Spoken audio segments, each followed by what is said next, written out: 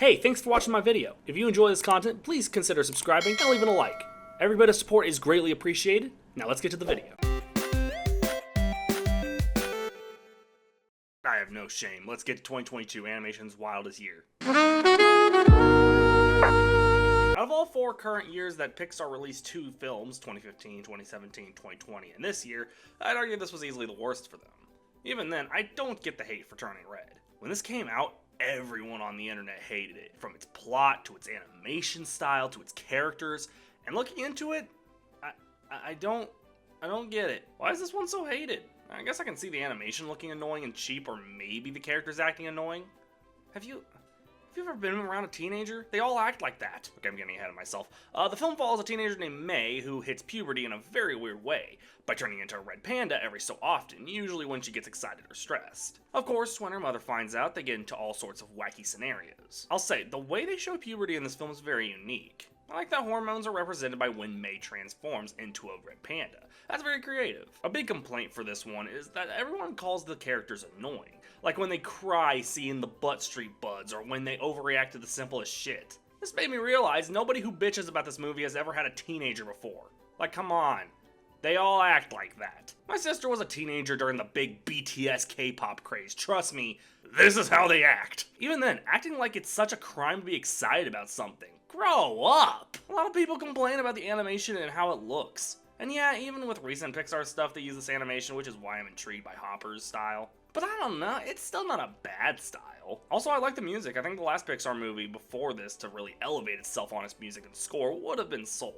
It perfectly fits that time period, and the boy band approach works in my opinion. I guess if I had to agree with any of the criticisms, the side characters really don't add much. Some of them are funny, like Abby is genuinely chaotic, and occasionally the mom can be a bit much. Even then, I can't say it's a perfect Pixar movie or even in my top 10, but Turning Red is one of those guilty pleasure Pixar films for me. A film I can acknowledge isn't amazing, but it's got way too much hate for me.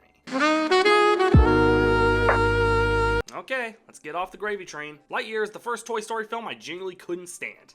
I remember seeing this when it came out, and I genuinely hated it. And if you want to believe me, if I were ever to rank every Pixar movie, this would be the bottom one. Not Cars 2, and don't argue with me, I'm genuinely never going to put that below this. But if I had to say which Pixar movie I genuinely had no fun with at all, it would be this film.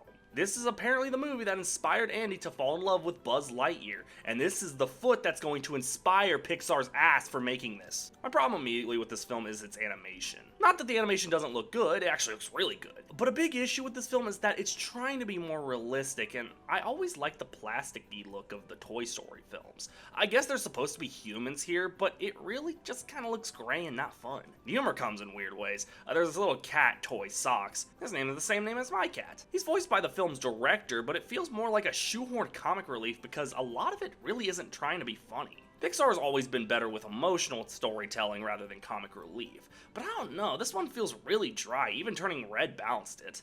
And yeah, let's talk about what is easily one of the worst plot twists in any Disney or Pixar or animated film. Emperor Zurg is in this, and it turns out that he is actually Buzz Lightyear from an alternate timeline after a hyperspace jump. And apparently his big thing is that he wants to stop Buzz from making a mistake he made. Oh my god, this is so fucking stupid. This completely ruins the whole thing with Toy Story 2, where Zurg reveals he's actually Buzz Lightyear's father. I feel like that makes a lot more sense than him being just another version of Buzz. Virtually and physically, this makes absolutely no sense to even be a plot twist. So yeah, I have a lot of problems with this film, and it's one of the few Pixar films I had no fun watching. I had more fun watching Elemental. Hell, I had more fun watching Cars 3, and y'all know I didn't like that one. Lightyear is just a film that happens when something makes too much money. Toy Story started making too much money. The last 2 entries made over $1 billion each. And considering we're getting Toy Story 5 next year, yeah, not looking forward to it.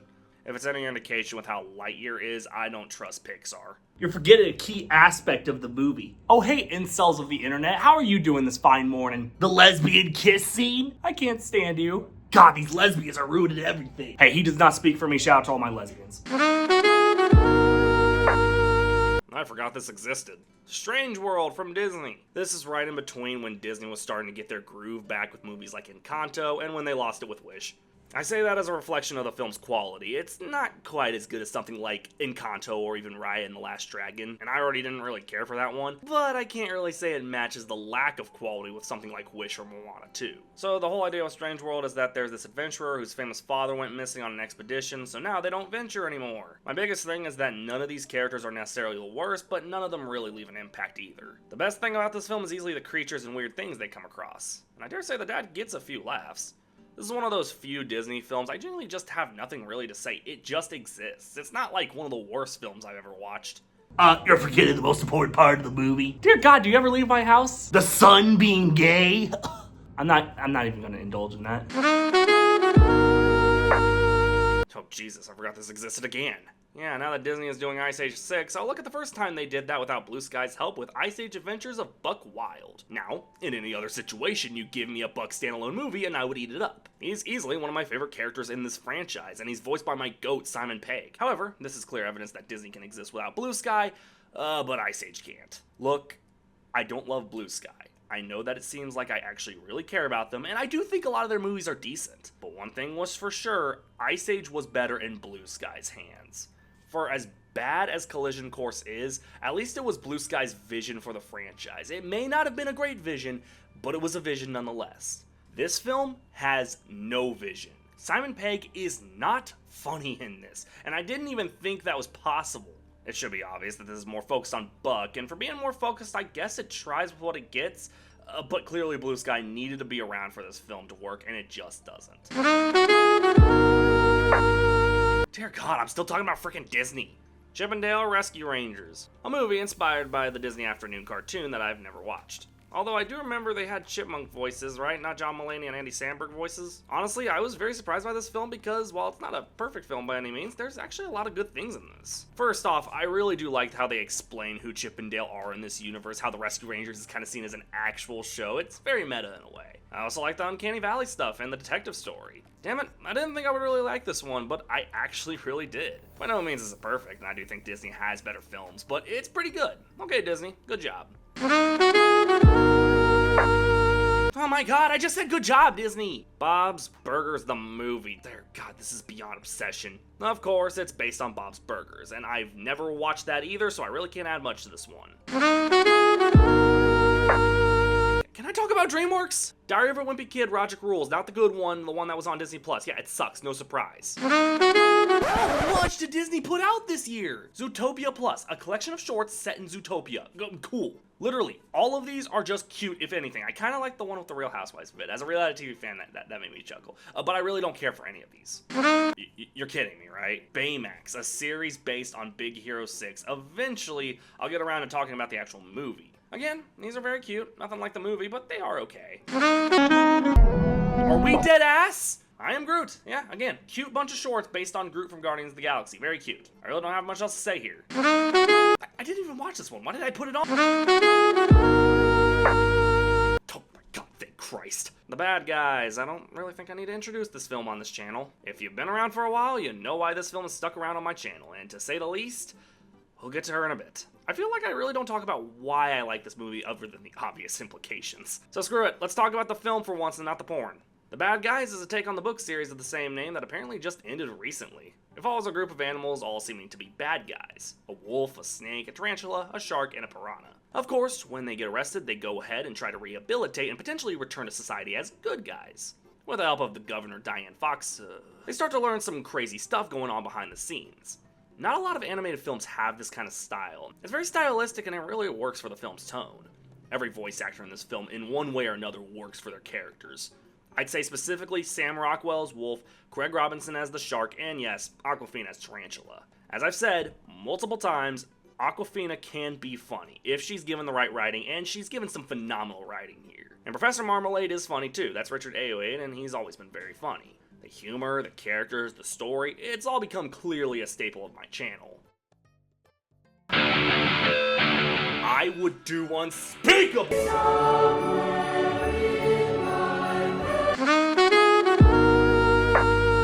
The other and better DreamWorks film, Puss in Boots: The Last Wish, came as a shock to everyone. The first Puss in Boots film wasn't bad, but in comparison to most of DreamWorks' catalogs, it felt more like Shrek Presents Puss in Boots. It didn't really have its own style, which is exactly what The Last Wish is. Years ago, I called this one of the best DreamWorks films, and honestly, I still feel that way about this. The sequel took what was a good first film and just elevated it completely. I really like how real Puss feels in this. Usually he's so gun-ho and heroic, but here, he shows a vulnerable side that really works. I don't think I need to talk about the panic attack scene. It's one of the best things DreamWorks has done in a long time. The animation is also very cool and vibrant. It looks different than the other Puss in Boots movie. I think that really works. And of course, I have to talk about Death, one of the best written villains in DreamWorks history, in my opinion, because he's not a villain. He's a reminder to Puss that he isn't invincible. Not one character feels out of place. John Mulaney voices Jack Horner, and he's one of the best villains for the pure fact that he is just evil. There's no secret reason why he's evil, he's just evil. Honestly, I don't know where this movie came from, but they cooked, okay? Good job, DreamWorks. Oh yeah, the Kung Fu Panda TV show that wasn't Legends of Awesomeness. Yeah, The Dragon Knight, it exists. It's not as horrendous as something like the fourth movie, but it's nothing special. Netflix had a legendary run this year, so let's start with the one movie that didn't get nominated for Best Animated Feature, Wendle and Wild. While not as great as its claymation competitors, Wendle and Wild of course has a selling point of the two demon brothers, Wendle and Wild, being voiced by Key and Peele.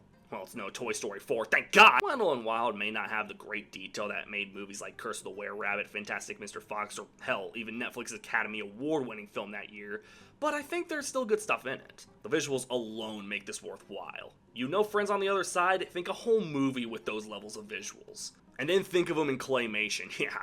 It's worth noting this was actually the same year Peele released Nope, so he had a bit of a horror thriller experience. It really shows since he's one of the film's producers. I'll say Lyric Ross's character isn't the most interesting. It's really Wendle and Wild who carry the film. It's not one of the greatest stop-motion films of all time, but I'd be lying if I said don't watch it. It's still got some value for its visuals alone. So we got... Hold on! Henry Selick directed Wendle and Wild? Okay, now I got a bitch. That's Henry Nightmare Before Christmas Coraline Selick. Like, that's a mastermind of stop motion. Ah, now here's a movie with potential. Did you release Pinocchio? Yeah, I did. Joyful explanation. And, when the fuck did you do that? Well, you see, there's a tiny problem. As long as it's tiny, who cares? When we released, we did on Netflix. Wait, didn't I do this bit for luck? Oh, well. This is yet another film I wouldn't have minded watching in theaters. There's just certain movies that demand to be seen in a movie theater, and this is one of them. Off the bat, the visuals, man, the visuals! This is one of those films that's pure proof that Del Toro is better at visual storytelling than narrative storytelling. See, I like movies like The Shape of Water and Pan's Labyrinth. They're great movies, but I feel like without Del Toro's visual storytelling, they're practically nothing.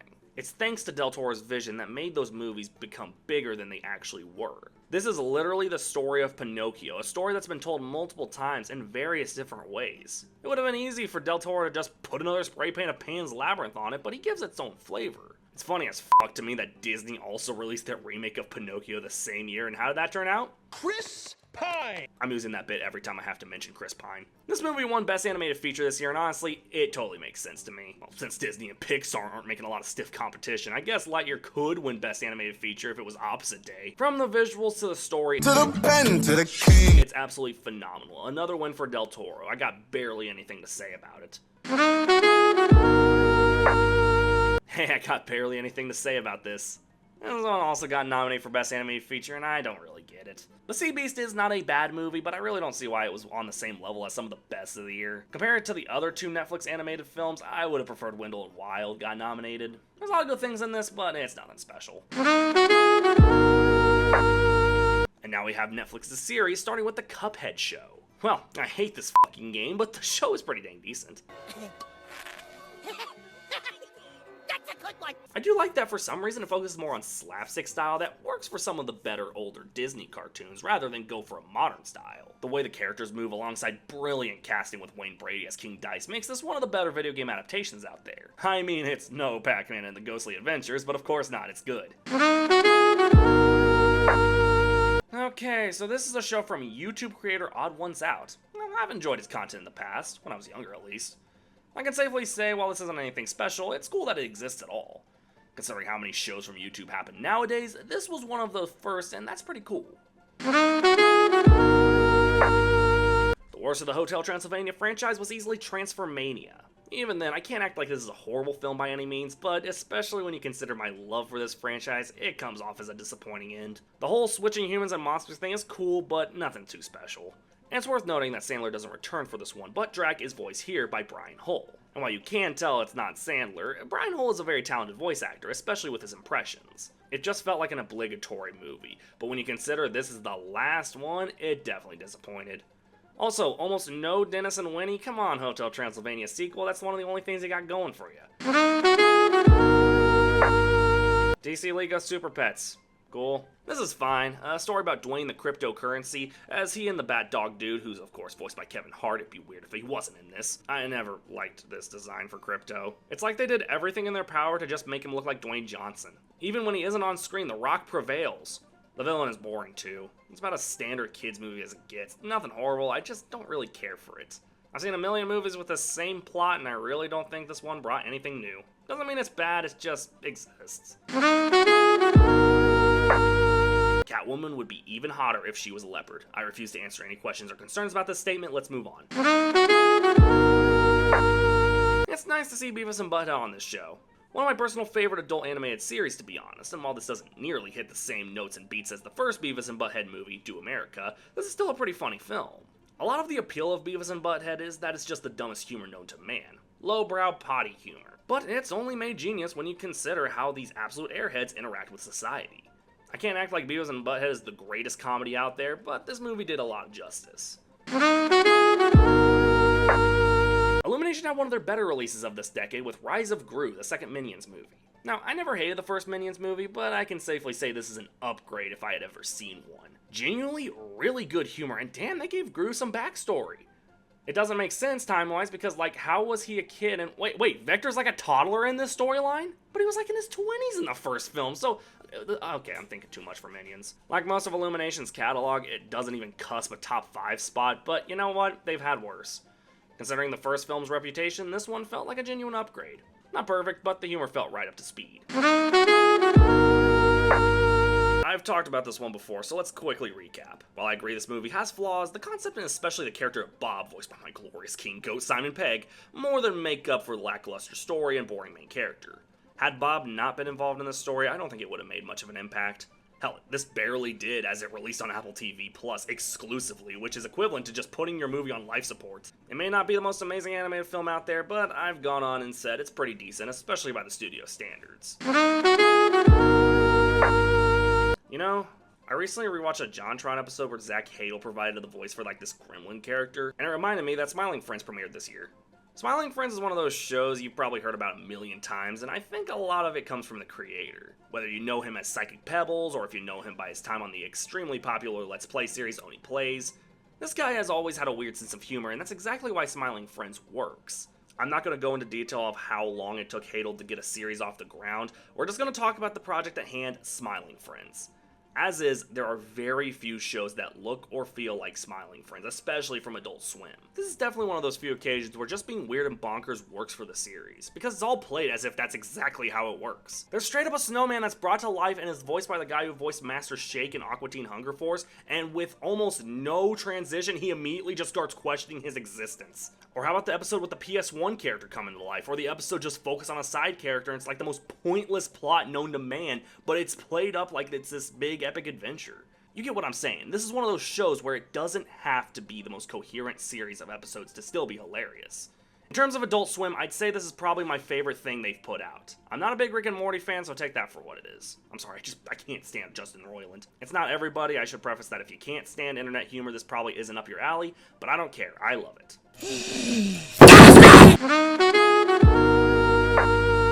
I remember when this movie was coming out, it was described as Blazing Saddles for kids. So not Blazing Saddles. Yeah, what a weird way to describe this film. Blazing Saddles for kids? How do I expect Michael Cera Dog to say, "Where the white women at?" You get the problem here. With that concept, there is a way to make it funny, but I'm sorry, this isn't really what they say it is. I think a lot of people mistake that Mel Brooks did have something to do with this film, because between this and ruining history of the world, what else was he doing? My problem is that it shouldn't have been described like that. It should have just been described as a kid's samurai film. I probably would have bought that more. But when you immediately bring up something like Blazing Saddles, one of the greatest comedies of all time, into the picture, I'm sorry, you just don't have those kinds of standards. This is from the SpongeBob people, don't expect too much. Yeah, this one's a little weird. I'm talking about the Ernest and Celestine sequel before I actually talk about the movie itself. Until then, we have Ernest and Celestine, a trip and while I think the first film was better, this is still a solid sequel. The animation always looked warm and nice in these movies, and honestly, it's one of the best parts of these movies. All of these are just cute. I'll give more of my thoughts on the original in 2 months, but this is pretty good.